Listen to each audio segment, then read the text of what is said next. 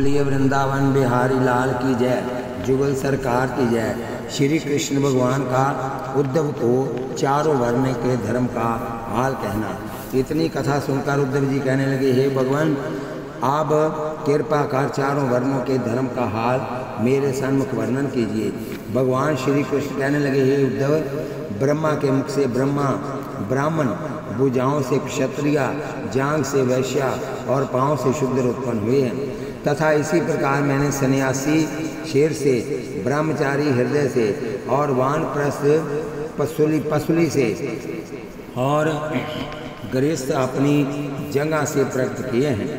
हे उद्धव, सात युग में चारों वर्ण अपने अपने धर्म में रहकर केवल एक वेद से और त्रेता में चारों वेदों में से मेरा निरंतर ध्यान करके आनंद से जीवन व्यतीत किया करते थे, किंतु द्वापर युग के आते ही लोगों के चित्त में धर्म से कुछ गलानी आ जाती है और वे अपने अपने वर्ण आश्रमों के धर्म से कुछ विपरीत काम करने लग जाया करते हैं, तथा घोर कलयुग आने पर किसी वर्णाश्रम का कोई भेदभाव बाकी नहीं रहकर सबकी धर्म में मति हो जाया करती है एवं पैसे ही को परमात्मा का रूप समझकर उसे प्राप्त करने में किसी भी अधर्म का विचार नहीं किया करते हैं।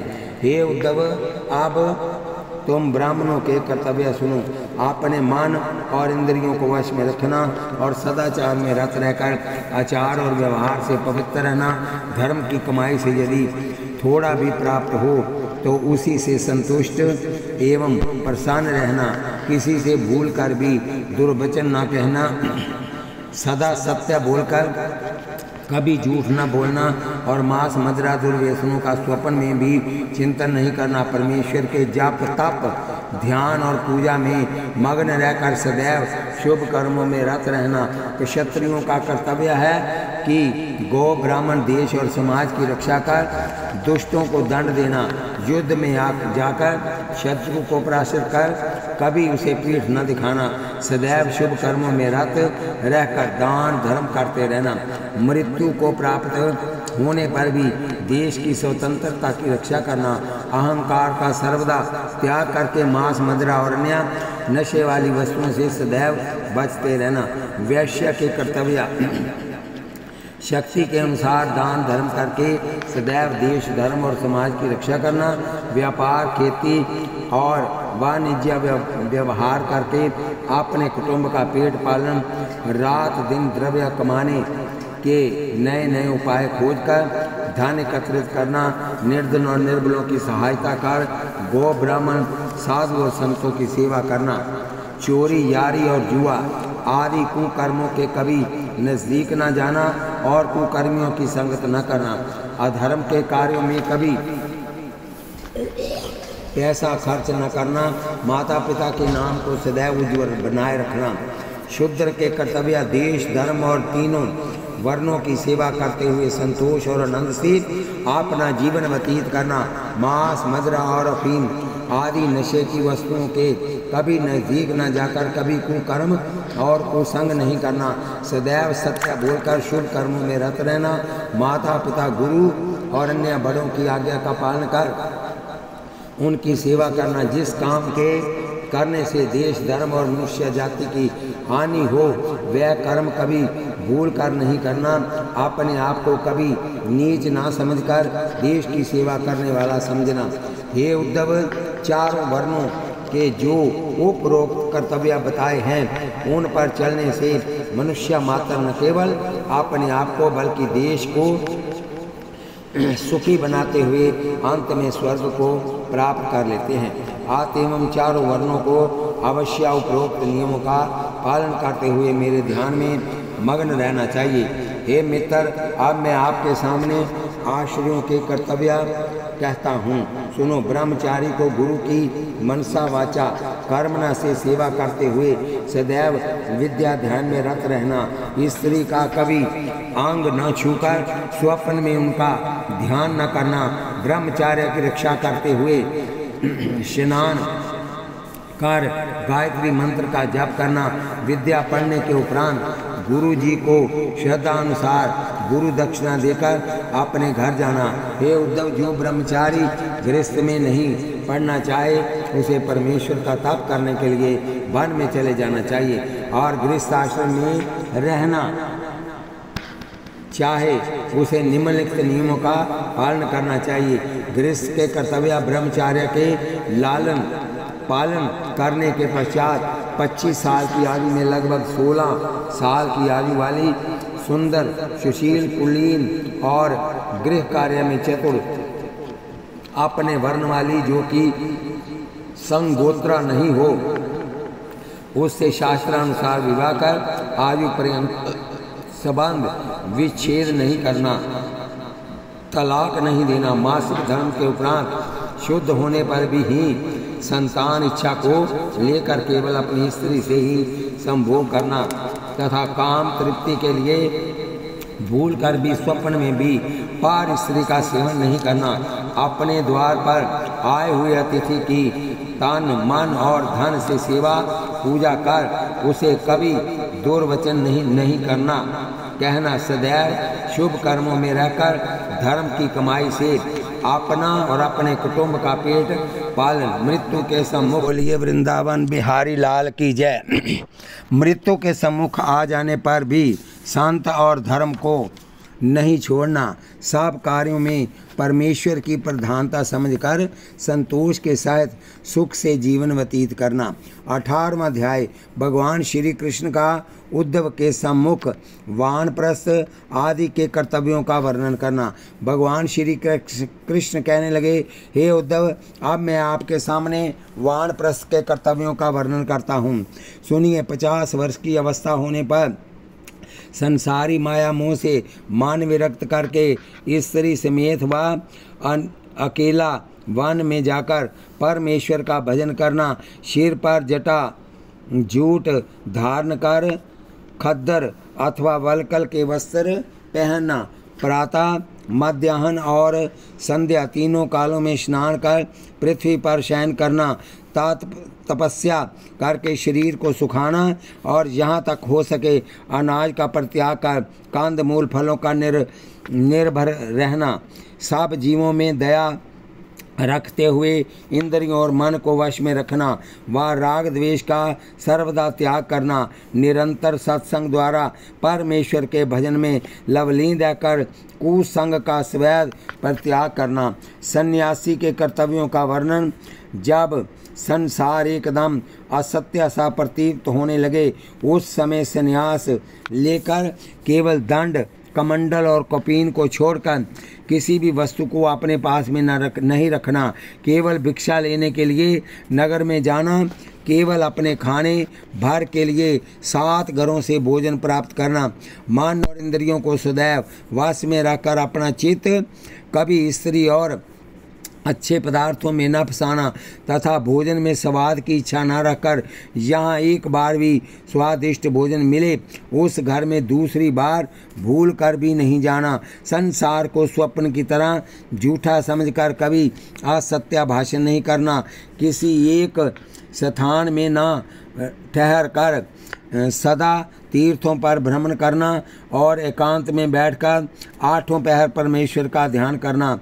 अब जब तक निर्गुण रूप का ध्यान मन में नहीं आवे तब तक मेरे परमेश्वर के सगुण रूप का चित्त में ध्यान करना और निर्गुण रूप का ध्यान आते ही सब चराचर जीवों में मेरा प्रकाश समझकर सबको मेरा ही स्वरूप समझना और सिद्धि संसारी सुखों के जाल में नहीं फंसकर मन को स्थिर रखते हुए सदैव परमेश्वर के ध्यान में मग्न रहना। हे उद्धव, जो कोई प्राणी इस प्रकार अपने अपने वर्णाश्रमों के कर्तव्यों का पालन करेगा अथवा इन अध्यायों को चित्त लगाकर सुनेगा वह समस्त संसारी सुखों को भोग कर वैकुंठ के अचल सुखों को प्राप्त करेगा। बोलिए वृंदावन बिहारी लाल की जय। भगवान श्री कृष्ण का उद्धव जी को माया से छुटकारा तथा भक्ति मार्ग बतलाना। इतनी कथा सुनकर उद्धव जी कहने लगे, हे जगदीश्वर, आपके मुखारविंद से मैंने जो अब तक ज्ञान सुना है उससे यही भावार्थ निकला है कि मुक्ति की इच्छा रखने वाले पुरुष को संसारी माया मोह में सर्वदा अलग हो जाना चाहिए। इसलिए आप कृपा करके माया से अलग होने का कोई सहज उपाय बतलाकर मेरे चित्त को शांति प्रदान कीजिए। भगवान श्री कृष्ण कहने लगे, हे मित्र, यद्यपि संसारी माया मोह से मन को अलग करना मनुष्य मात्र के लिए कठिन अवश्य है, किंतु असंभव नहीं है।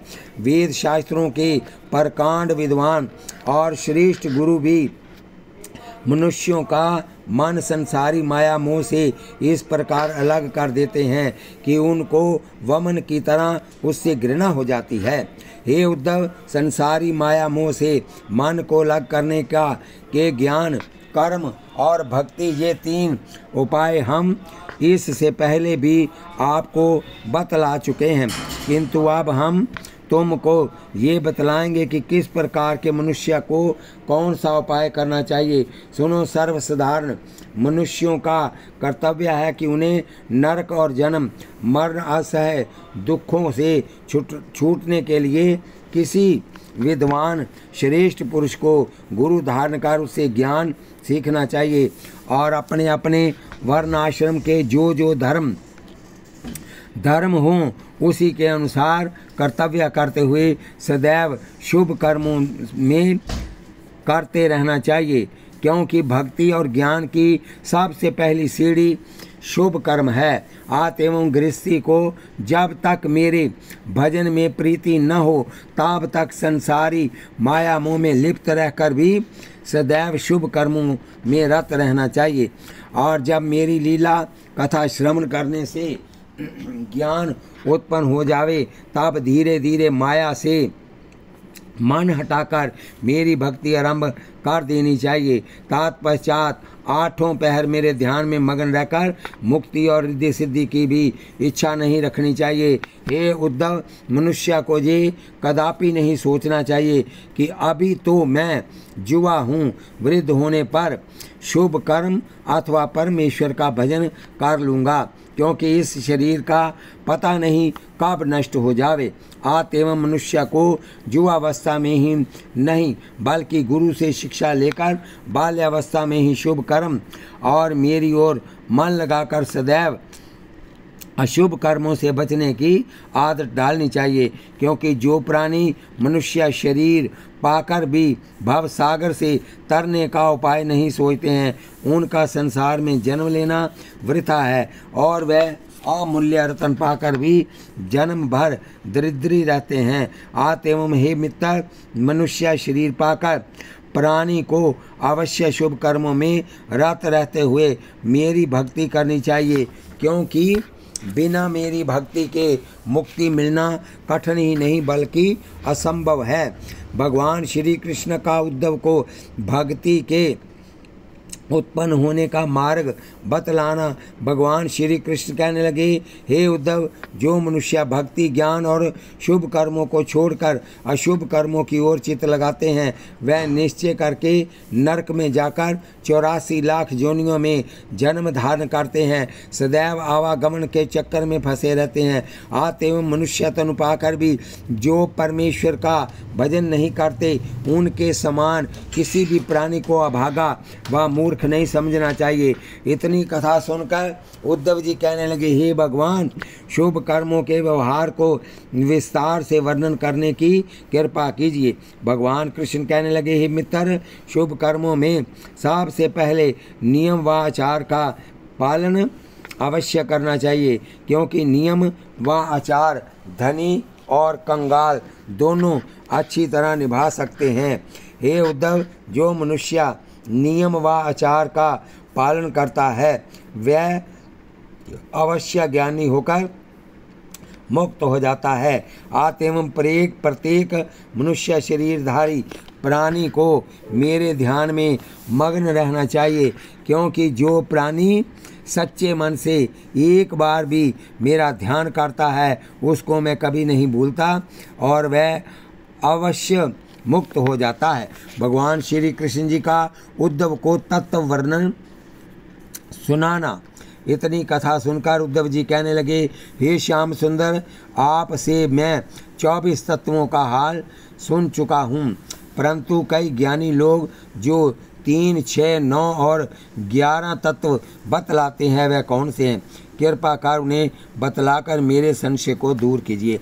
भगवान श्री कृष्ण कहने लगे, हे उद्धव, वास्तव में कोई ज्ञानी मेरी माया के भेद को नहीं जान सकता है, परंतु फिर भी मेरी माया के कुछ गुणों के भेदों को मैं आपके सामने वर्णन करता हूँ।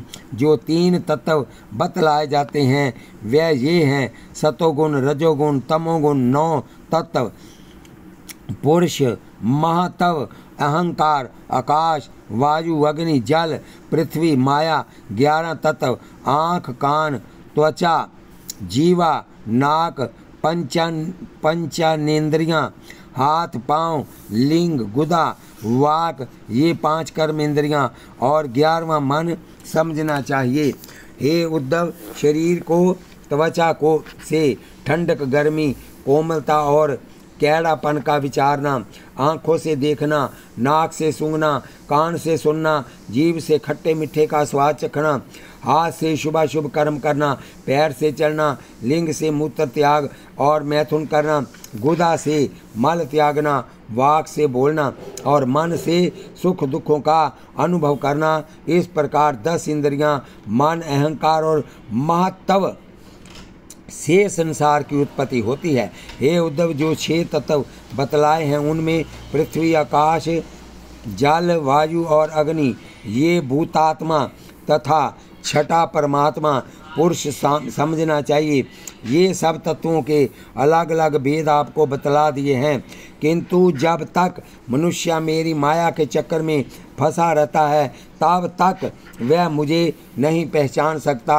आते मुझे जानने के लिए मेरी माया से अलग होना जरूरी है, क्योंकि जो भक्त माया से अलग होकर मेरे में मन लगाते हैं वह ही वैकुंठ का अक्षय सुख भोगते हैं। हे उद्धव, जो मनुष्य जीव हिंसा करके अपने शरीर को पुष्ट करते हैं और जो नित्य पाप कर्म में लिप्त रहकर अपना और अपने कुटुंब का पेट पालते हैं वह अवश्य संसार के बंधनों में फंसकर 84 लाख जोनियों में नाना प्रकार का दुख भोगते रहते हैं। अतएव मनुष्य को चाहिए कि वह सदा शुभ कर्म करता हुआ अभिमान को त्याग कर मेरे चरणों का ध्यान करता रहे और प्रत्येक दशा में प्रसन्न रहकर मन के सहित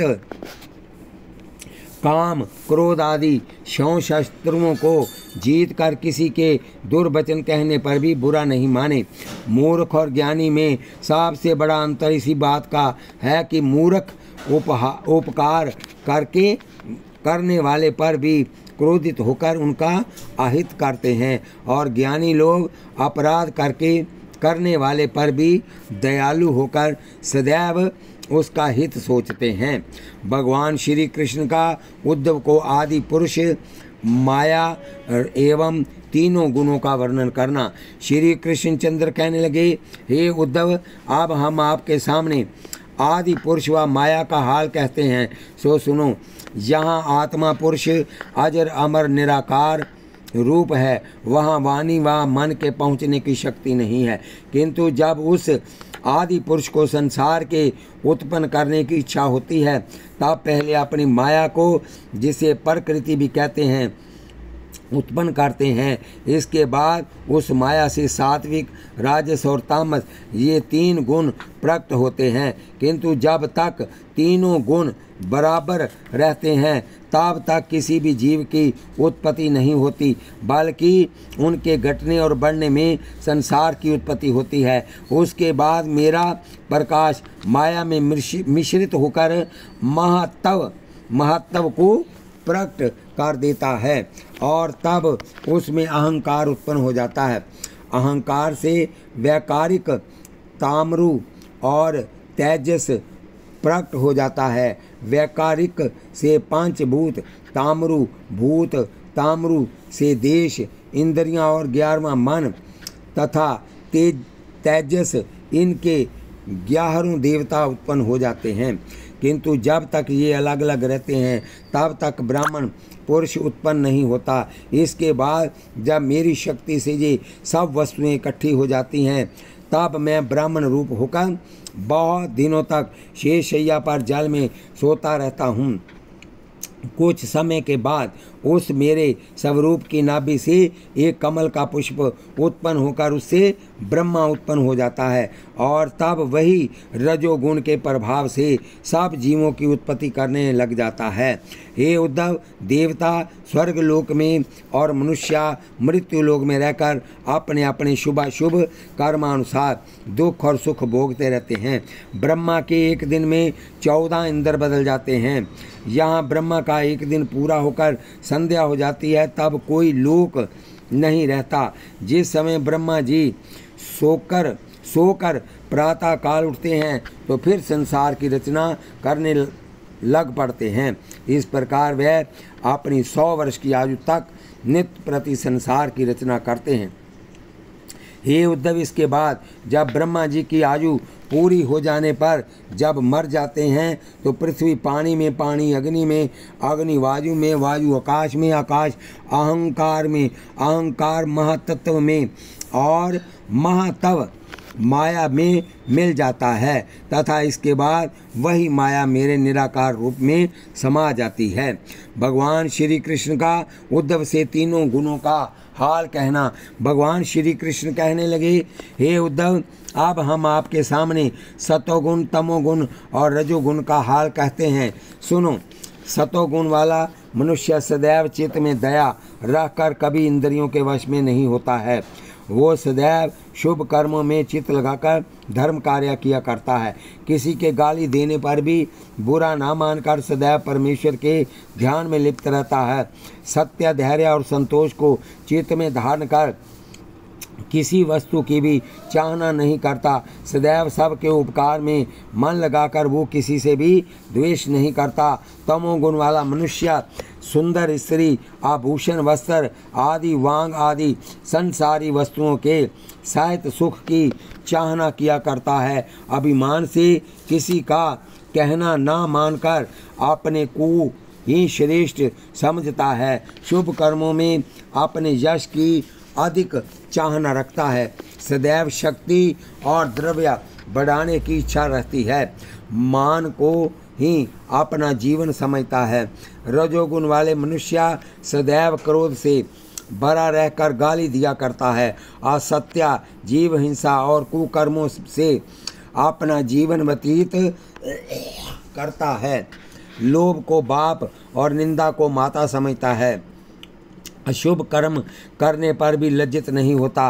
दिन रात लड़ाई झगड़े में लगा रहकर आठों पहर आलस्य में लिप्त रहता है।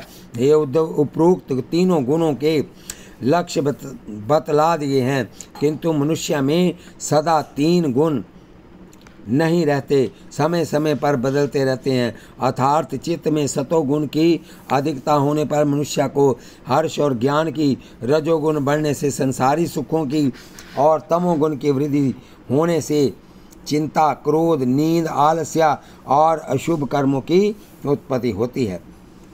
इसी प्रकार जागना सतोगुण, सोना, स्वप्न में देखना रजोगुण और उदास होकर चिंता में बैठना तमोगुण के लक्षण है। थोड़ा भोजन करना सात्विकी, अच्छा स्वादिष्ट भोजन करने की इच्छा होना राजसी और भूख से अधिक भोजन करना तामसी वृत्ति कहलाती है। हे उद्धव, सतोगुण वाले स्वर्ग का सुख भोगते हैं और रजोगुण वाले अपने कर्मानुसार सुख और दुख भोग कर कभी जन्म मरण के बंधन से नहीं छूटते तथा तमोगुणी लोग सदैव नरक भोग कर पशु आदिक 84 लाख जोनियों में जन्म धारण कर दुख उठाते रहते हैं। किंतु जो मनुष्य मेरे मन को लगातार सदा मेरे ध्यान में मगन रहते हैं वह कभी आवागमन के दुख में नहीं पड़ते। आत्म संसार से विरक्त होकर मेरे चरणों में अपने चित्त को लगा देना चाहिए। भगवान श्री कृष्ण का उद्धव को पूजा आदि की विधि बतलाना। इतनी कथा सुनकर उद्धव जी कहने लगे, हे जगन्नाथ, ब्रह्मचारी, वानरस और सन्यासी का धर्म बड़ा कठिन है, और ब्रह्मा, नारद, बृहस्पति और वेद व्यास जी ने जो वेद शास्त्रों में अनेक उपाय आपकी प्राप्ति के लिए लिखे हैं, उसमें जो सरल से सरल मार्ग हो वह बताने की कृपा कीजिए। भगवान श्री कृष्ण कहने लगे, हे उद्धव, मेरी पूजा विधि का अंत नहीं है, फिर भी मैं उसका संक्षेप में थोड़ा सा हाल कहता हूँ। सुनो, मेरी पूजा में मेरे साकार और निराकार दोनों रूपों में की जाती है। दोनों प्रकार की पूजा करने वाले पुरुष को नित्य प्रातःकाल उठकर मेरी व अपने गुरु का ध्यान कर शौच आदि से निवृत्त हो स्नान, संध्या, तर्पण और मेरा जप शुद्ध चित्त से करना तथा मेरी प्रतिमा की पूजा करनी चाहिए। हे उद्धव, मेरे साकार रूप की पूजा करने वाले को मेरी प्रतिमा पत्थर, काठ, सोना, चांदी, पित्तल, तांबा, मिट्टी, रत्न आदि की बनवानी चाहिए, अथवा कागज, दीवार अथवा शीशे पर मेरी प्रतिमा बनानी चाहिए, अथवा किसी चबूतरे में ही मेरे स्वरूप का ध्यान करना चाहिए। हे उद्धव, मेरी साकार प्रतिमा चल और अचल दो प्रकार की होती है। जो सिंहासन पर से उठकर स्थापित की जाती है वह चल, और देवालयों में पधराई जाकर एक जगह स्थापित रहती है वह अचल कहलाती है। सो चल और अचल दोनों मूर्तियों को स्नान कराने और चंदन लगाने के उपरांत भूषण वस्त्र पहन, धूप, दीप, माला, अक्षय पुष्प, तुलसी दल आदि से पूजन करना चाहिए, किंतु चित्रकारी तस्वीरों को स्नान न कराकर शुद्ध और साफ कपड़े से पोंछना उचित है। और जो पृथ्वी पर चबूतरा आदि बनाया हुआ हो उसमें पहले भगवान का ध्यान करके विधि पूर्वक पूजन करना चाहिए, परंतु जो मानसिक पूजा करनी चाहे उसको उचित है कि वह मेरे सुदर्शन चक्र, पंचजन्य शंख, गदा, पद्म, धनुर, वान, वैजयंती माला, हाल, मूसल धारण किए हुए चतुर्भुजी रूप का नंद, सुनंद, गणेश, दुर्गा, वेद व्यास, इंद्र आदि देवता और गरुड़ आदि पार्षदों के सहित ध्यान करना चाहिए। और भोजन की जितनी प्यारी वस्तुएं हों उनको बनवाकर ठाकुर जी का भोग लगाना चाहिए। यदि नित्य प्रति उत्तम भोजन नहीं बनाया जा सके तो अन्नकूट के दिन अवश्य 36 प्रकार के व्यंजनों से भगवान को भोग लगाना चाहिए। जो मनुष्य प्रतिदिन मिट्टी की मूर्ति बनाकर ध्यान करे तो उसे पूजा करने से पहले आह्वान और विसर्जन का मंत्र अवश्य पढ़ना चाहिए, किंतु देवालयों में स्थापित मूर्तियों का आह्वान और विसर्जन करने की आवश्यकता नहीं है। बोलिए बांके बिहारी लाल की जय। निराकार रूप की पूजा करने वाले का सब चराचर जीवों को मेरा ही रूप समझकर सदा मेरे चरणों का ध्यान करना चाहिए। हे उद्धव, जो कोई मनुष्य देवालय बनवाकर चाहे उसे चाहिए कि वह उस मंदिर के नीचे कोई जागीर लगाकर एक पुष्प वाटिका भी लगा दे, जिससे देव प्रतिमाओं की अच्छी प्रकार पूजा होती रहे, किंतु इस बात का अवश्य ध्यान रखें कि उस जागीर को कभी अपनी मलकियत न समझे।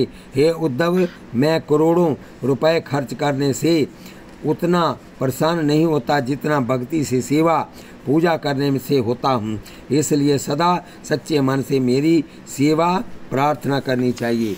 बोलिए बांके बिहारी लाल की जय। बोलिए जुगल सरकार की जय।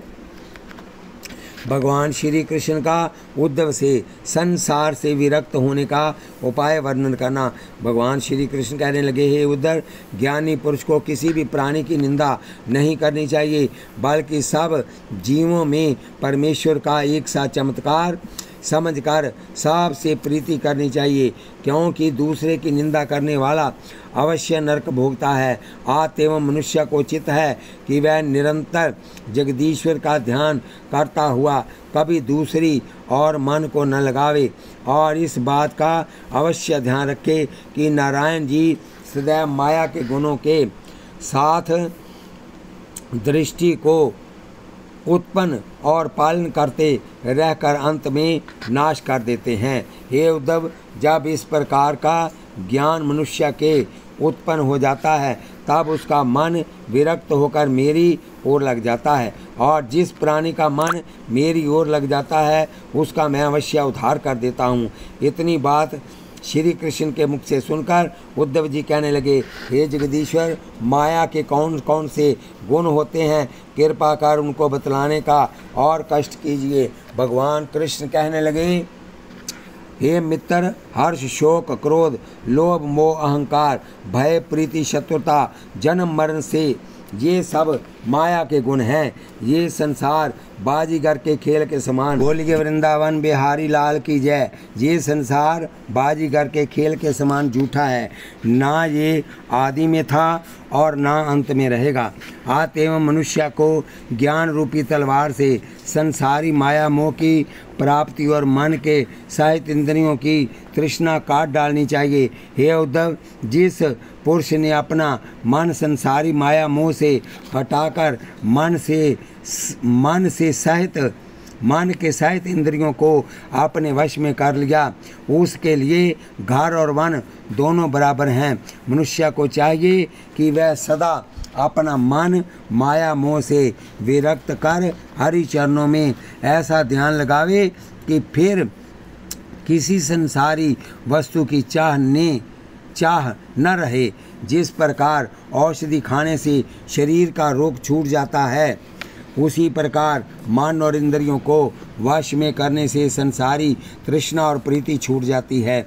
हे मित्र, जिसके मन और इंद्रियों को आपने वश में नहीं किया, उसका जप और तप करना वृथा है। अतएव सर्वप्रथम मन को वश में करना चाहिए। श्री कृष्ण का उद्धव को मन के रोकने के उपाय बताना। इतनी कथा सुनकर श्री सुखदेव जी कहने लगे, हे राजन, भगवान श्री कृष्ण के मुख से ये सब ज्ञान सुनकर उद्धव भक्त आंखों में आंसू भर लाए और फिर हाथ जोड़कर उनसे इस प्रकार प्रार्थना करने लगे कि हे दीनानाथ, कृपा करके अपने को ज्ञान का दीपक मेरे हृदय में प्रकाशित कर दिया है।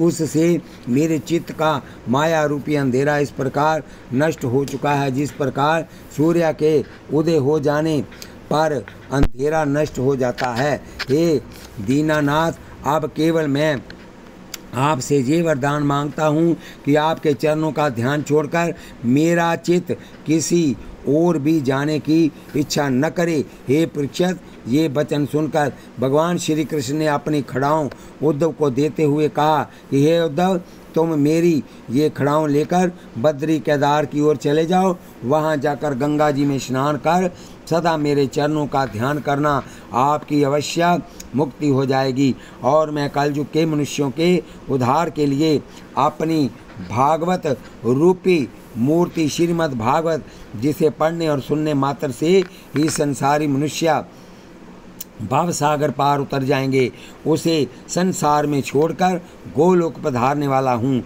हे राजन, भगवान श्री कृष्ण के ये वाक्य सुनकर उद्धव खड़ाओं लेकर उनके चरणों का ध्यान करते हुए बद्री केदार की ओर चले गए और वहाँ कुछ दिन भगवान के चरणों का ध्यान करने के पश्चात योगाभ्यास से अपना शरीर त्याग मुक्त हो गए। इतनी कथा सुनकर श्री सुखदेव जी ने भगवान श्याम सुंदर को ध्यान में नमस्कार किया और फिर राजा परीक्षित को कहने लगे, हे राजन त्रिलोकीनाथ, भगवान कृष्ण के सब वेद शास्त्रों का सार ये अमृत रूपी ज्ञान उद्धव भक्त को 11वें स्कंद में सुनाया और भगवान वेद व्यास जी ने वेद उपनिषद शास्त्र और सब पुराणों को मथ कर संसारी जीवों के कल्याण के लिए इस श्रीमद् भागवत पुराण को बनाया है। सो जो कोई प्राणी इस ज्ञान को सच्चे मन से कहें, वह सुनेगा, वह सब प्रकार के दुखों से छूटकर सब प्रकार के सुखों को प्राप्त करता हुआ अंत में मुक्त हो जाएगा। यदुवंशियों का आपस में लड़कर नष्ट होना तथा भगवान श्री कृष्ण का महाप्राण। इतनी कथा सुनकर राजा परीक्षित ने विधि पूर्वक कहा, हे मुनिनाथ, जब भगवान श्याम सुंदर को ऋषि के श्राप से यदुवंशियों को छुड़ाने की समर्था थी तो फिर उन्होंने ऐसा क्यों नहीं किया। सुखदेव जी कहने लगे, हे राजन, भगवान श्री कृष्ण पार ब्रह्म परमेश्वर के अवतार थे और वह पृथ्वी का भार उतारने के लिए प्रकट हुए थे।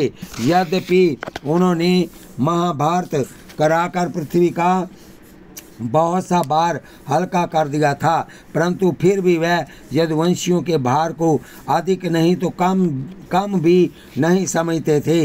इसलिए उनको अपने हाथ से मरना उचित न समझकर ऋषि के श्राप से ही नष्ट करवाना चाहते थे। ये सब सोच समझकर ही उन्होंने यदुवंशियों को ऋषि का श्राप दिलवा दिया था। हे राजन, जब उद्धव भक्त ज्ञान सीखकर बद्री केदार की ओर चला गया तो भगवान कृष्ण विचार करने लगे कि सब यदुवंशियों को प्रभास क्षेत्र में ले चलना चाहिए। उसके बाद राजा उग्रसेन और वसुदेव जी को छोड़कर तमाम यदुवंशियों अपनी अपनी सवारियों पर चढ़कर प्रभास क्षेत्र में चले गए। हे राजन, दूसरे दिन परमेश्वर की इच्छा से सब यदुवंशी मदिरा पी कर अपने अपने बल की ढींग मारते हुए एक दूसरे को तुच्छ बतलाने लगे। तत्पश्चात उसमें एकाएक क्रोध का सागर उमड़ाया और वह पहले पानी के छींटों से लड़कर तीर, तलवार, गदा, शक्ति और शास्त्रों से युद्ध करने लग गए। हे राजन, यद्यपि श्री कृष्ण और बलराम उनको बहुतेरा समझाते थे, परंतु वह आपस में एक दूसरे से लड़कर इस प्रकार नष्ट हो रहे थे जिस प्रकार दूसरे से